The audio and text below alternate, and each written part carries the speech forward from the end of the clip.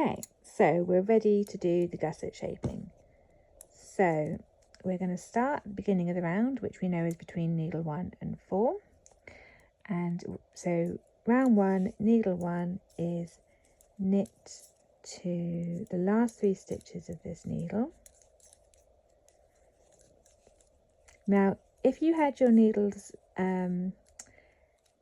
set up differently, or if you are using circular needles, or indeed lots of patterns will tell you to knit to 3 stitches before the marker, which is exactly what we're doing. I just find it easier to do it like this because the markers obviously will fall off the end of the needle, so I like to just have my marker being the end of the needle. And sometimes if you put the needles in a different way, you find you have to keep repositioning the stitches, which I just find irritating. So I like to just do this, knit to 3 stitches before the end of the needle. So, and then we're going to knit 2 together and then knit 1. So you'll see that we are decreasing on the heel side of the join between like the back and the front of the foot. So now across this bit where we've still got 11 stitches on each, we're not doing any decreasing. We're just going to knit across the top of the foot. So on our pattern it will say knit across needle 2 or knit all stitches, and then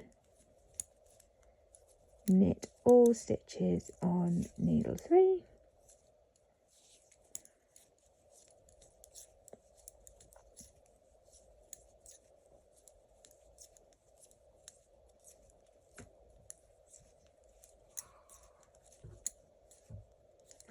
Oh, yeah, that's right.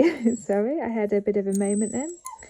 And then needle 4, again, we want to decrease at the beginning of the needle because we're doing it at these 2 points of the round. That this is where we're decreasing. So we're decreasing at the beginning of needle 4. So we knit 1, and then we're going to slip, slip, knit.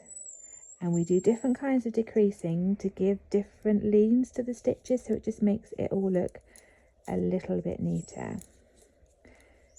So yeah, lovely. Excuse the beast crying in the background, he's fine, honestly. Okie dokie. So we're coming to the end of round 1. Does feel a little bit tight there, but it kind of eases up as you go round. So now round 2 is knit all needles. Knit all stitches on all needles. So I'm just going to give you a little tip and then I will let you carry on. And basically you're going to keep decreasing every other round until you have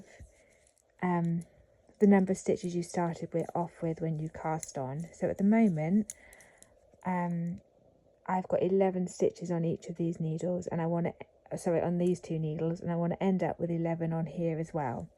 So when I get down to 11 stitches on all of the needles, I know I finished all my decreasing, and I can just carry on to until I get to the toe. I can just keep knitting round and round and round until we get to the toe. Now I just want to give you a bit of a tip. If you're knitting round and you kind of forget whether you've done a knit round or whether you've done a decreasing round, when you get to this stitch here which you decreased with, I don't know how well you can see it, but you can, maybe you can, maybe you can't, hopefully you can. You can see that the stitch on the needle, the one that it's coming out of, is actually a decrease. So I know that I decreased on the previous round. When I knit that, I'm just going to have a little look again, so that when you come around on the next round, you'll see now what you'll be looking at is the decrease is actually 1 round down. So just keep an eye on that. If you forget, did I decrease on that round, did I not, just kind of as you come around, just pay attention to what your stitch looks like and you'll be able to see, and then you don't have to kind of do quite as much counting and thinking. Okay, so we'll just do the same, just come around here. So we just knit across the top of the foot stitches because they don't need any decreasing. It's really important if you're using markers or using the needles that you know where your shaping is, because you want your heel and your toe at the end to match up. It kind of helps if it does. So I know these stitches must stay on these two needles and these on these, otherwise this point here could move and it would offset the toe. So if you're doing it a different way and using markers, your marker has to stay in that same place. You can work it out, but it's just easier if you just keep the marker in the same place, then your heel and your toe will match up. So we're on a knit round now. And so I can see here on the previous round I did a decrease because the 2 stitches around the one on the needle.